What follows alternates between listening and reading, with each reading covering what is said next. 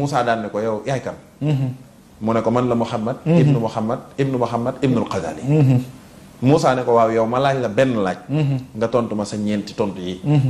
foo ko teg Xazali ne ko yow laay toppandoo yow laay roy de ndax yow bi la yàlla ne maa tilka bi yaminika yaa Moussa loo ko tontu qaala hiya hasaaya atawakka'u alayha wa ahussu biha ala xanami wa liya fiha ma'aaribu uxra mu tontu ko juróom-ñetti tontu wallaahi sa loxo ndeyjoor bi lu ci nekk wallaahi xanaa aw yat dong la doyoon na xasaaya rek doyoon na waaye lii aw yat la wallaahi ci lay sàmm jur gi ci lay sukkandiku ci lay sukkandiku ci lay garde ci lay nangam